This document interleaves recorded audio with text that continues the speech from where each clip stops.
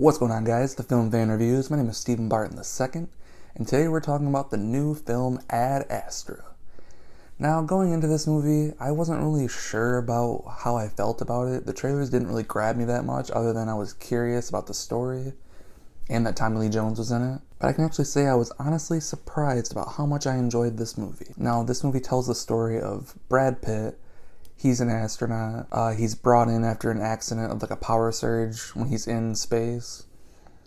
And they tell him that his deceased father, who was basically lost on a mission, may actually not be dead and may be behind some of this surging and stuff that's happening on the base that he was on. So seeing that story interested me right away, because that's just kind of crazy stuff.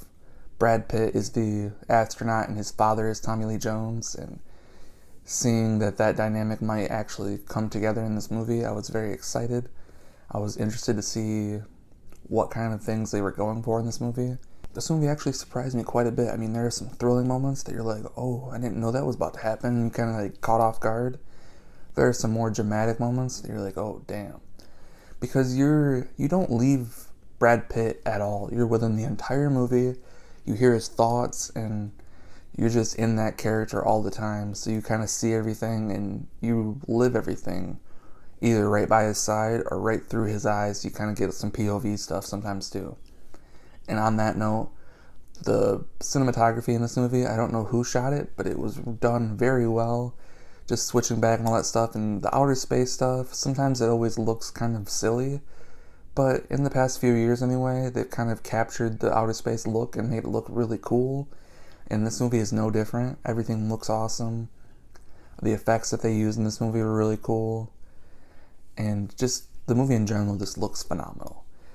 The cast around Brad Pitt, like Donald Sutherland, Ruth Negga, everybody just does their job, kind of is a background almost to Brad Pitt for the most part. I mean, even Tommy Lee Jones, who was like second bill, he kind of plays second fiddle to Brad Pitt. Right now, I feel like Brad Pitt could be nominated for either Once Upon a Time in Hollywood or Ad Astra. Either one, he does a phenomenal job.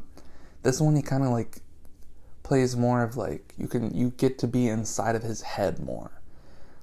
But I still really love Cliff Booth in Once Upon a Time in Hollywood, so either one I'd be very happy with.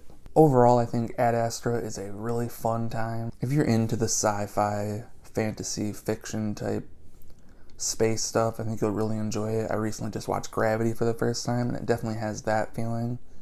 I can't speak on movies like Interstellar that I haven't seen, but I think all the shots and stuff kind of remind me a little bit in the space stuff of First Man, even though I enjoy First Man quite a bit. Very underrated movie of 2018, but Ad Astra is a really solid movie. I could see this probably getting some attention when it comes to Oscar season, but overall, 5-star rating scale.